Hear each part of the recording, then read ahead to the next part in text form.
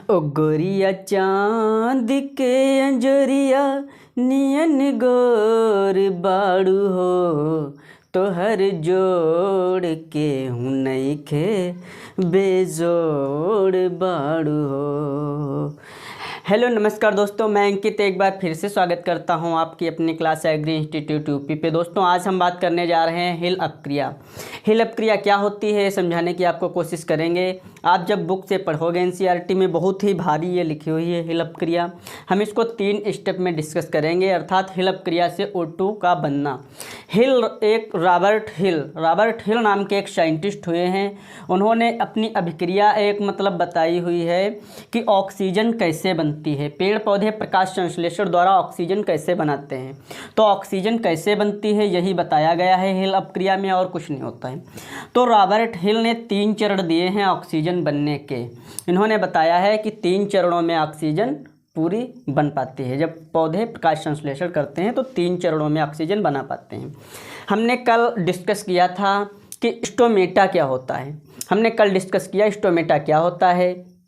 Stomata का जब हमने डिस्कस किया था तो वहाँ पे बताया था कि स्टोमेटा में जो स्टोमेटा खुद छिद्र होता है, उसमें क्लोरोफिल जो होता है उस पे 2 प्रकार की कोशिकाएं पाई जाती हैं, एक ग्रेना और एक स्ट्रोमा। तो ग्रेना में दिन में भोजन बनता है, ग्रेना हमने बताया था ग्रेना में ना है तो दिन में भोजन बनेगा। स्ट्रोमा में हमने बताया था इसकी ट्रिक, रात में स्टार निकलते हैं तो स्ट्रोमा में भोजन पौधे रात में बनाते हैं। अगर पूछा जाए पौधे रात में किस भाग द्वारा भोजन बनाते हैं तो पत्तियों में उपस्थित स्ट्रोमा से। अगर पूछा जाए दिन में तो पत्तियों में उपस्थित ग्रेना भाग से। ठीक, अब बात करते हैं।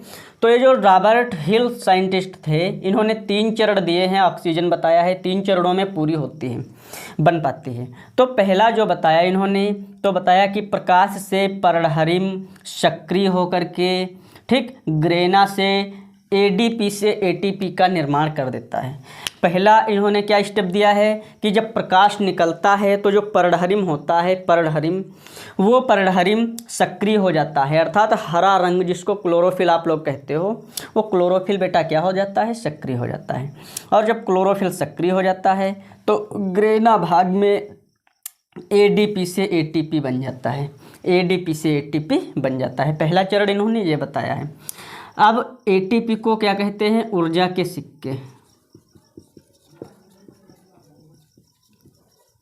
आप लोग ये तो जानते ही होंगे, एटीपी को ऊर्जा के सिक्के कहा जाता है। एटीपी का फुल फॉर्म क्या होता है,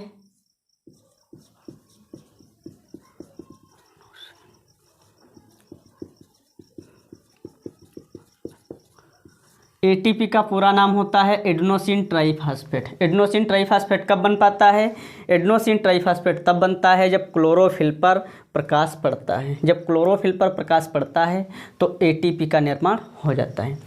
फिर इन्होंने आगे क्या बताया, अच्छा एडीपी का पूरा नाम क्या होता है। देखो एटीपी में है एडेनोसिन ट्राइफॉस्फेट, एडीपी में होता है एडेनोसिन डाइफॉस्फेट।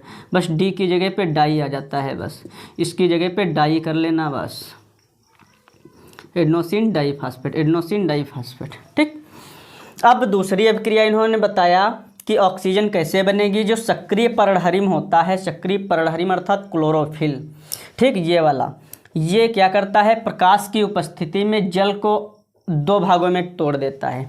जल को कितने भागों में तोड़ता है, 2 भागों में। एक हाइड्रोजन आयन बनाता है और एक हाइड्रोक्सिल आयन बनाता है। OH माइनस आयन को कहा जाता है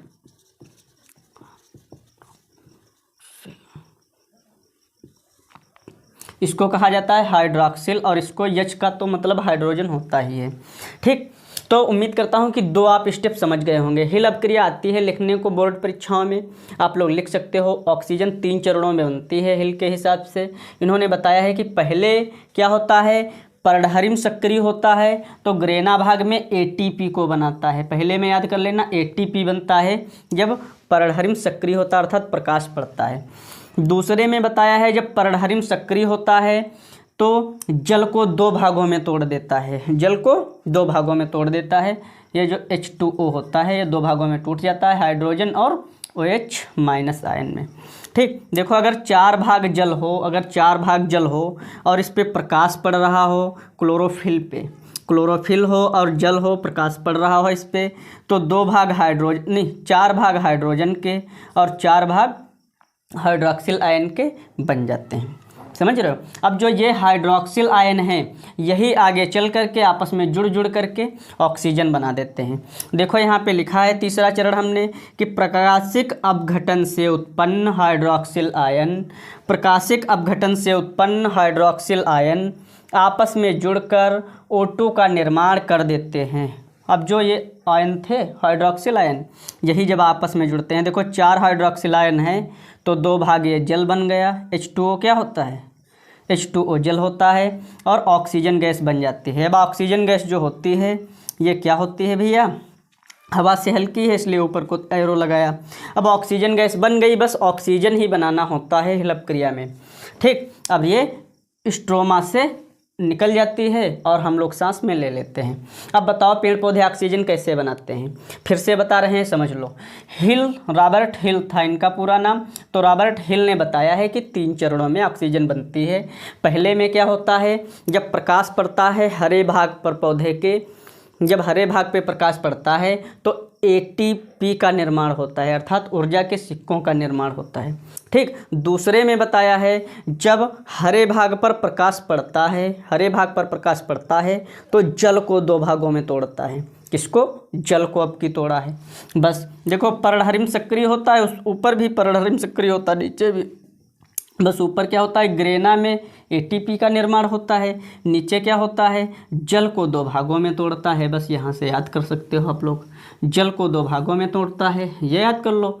इसमें जब सक्रिय होता है तो ग्रेना में ATP से ADP बनाता है। ठीक, फिर क्या होता है, प्रकाशिक अपघटन से जो OH आयन बन गए, ये वाले, ये OH आयन जो बन गए, ये जब आपस में जुड़ते हैं तब ऑक्सीजन बन जाते हैं। देखो कैसे जुड़ते हैं, 4 भाग अगर OH आयन हैं तो ये 2 भाग जल बनाते हैं और 1 भाग ऑक्सीजन बनाते हैं। और ऑक्सीजन क्या होती है,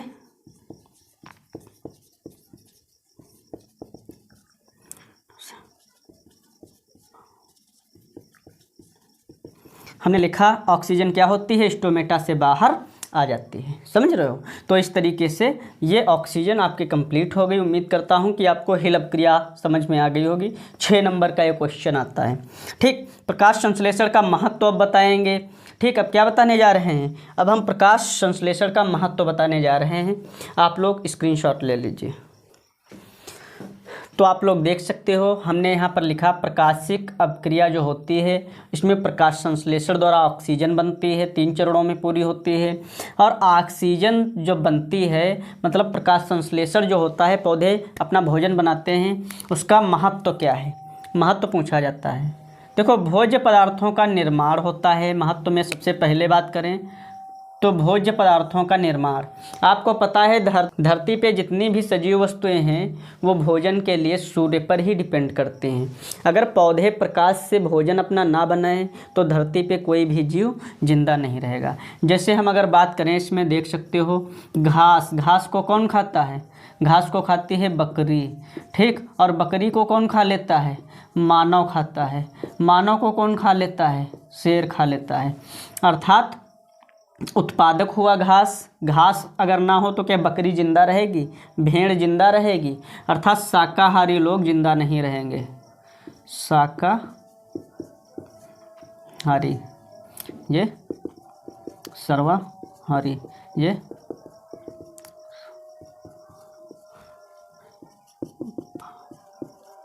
देख सकते हो आप लोग। उत्पादक नहीं होंगे तो क्या शाकाहारी जिंदा रह पाएंगे, और जब शाकाहारी नहीं होंगे तो क्या सर्वाहारी जिंदा रह पाएंगे, और जब सर्वाहारी भी नहीं होंगे तो मांसाहारी भी नहीं जिंदा रह पाएंगे।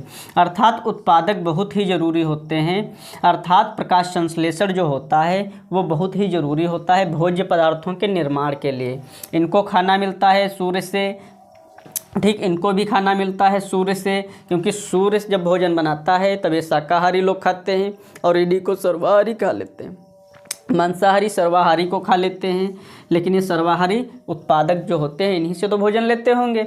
ऊर्जा का स्रोत, धरती पर सबसे बड़ा ऊर्जा का स्रोत कौन होता है?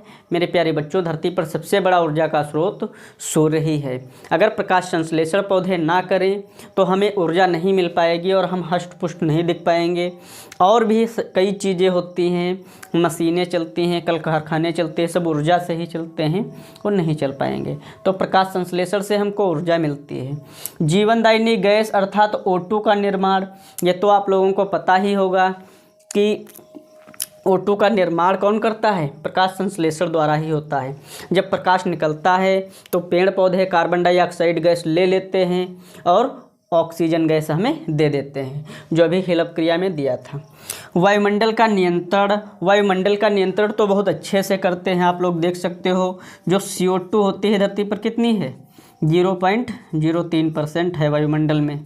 वायुमंडल में 0.03% है CO2।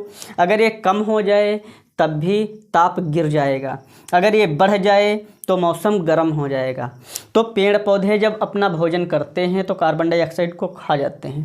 प्रकाश संश्लेषण जब करते हैं तो कार्बन डाइऑक्साइड को खा जाते हैं, और जब कार्बन डाइऑक्साइड को खा जाते हैं तो टेम्परेचर मेंटेन रहता है। हम लोग जितनी कार्बन डाइऑक्साइड छोड़ते हैं उतनी पेड़ पौधे ले लेते हैं। ठीक, तो हम कह सकते हैं कि वायुमंडल का नियंत्रण भी प्रकाश संश्लेषण द्वारा होता है। बरसात होती है, उसमें भी कहीं ना कहीं प्रकाश संश्लेषण उत्तरदायी है। ठीक, तो उम्मीद करता हूँ कि आपको ये क्लास अच्छी लगी होगी। और भी ऐसी क्लासें लेने के लिए हमारे चैनल को लाइक और शेयर और सब्सक्राइब करना बिल्कुल मत भूलना। कौन सी क्लास आपको चाहिए कमेंट में लिख सकते हो, या इससे संबंधित कोई आपको डाउट हो, पूछना हो क्वेश्चन, तो कमेंट में लिख करके पूछा करो। ठीक, देखने के लिए धन्यवाद। जय हिंद, जय भारत।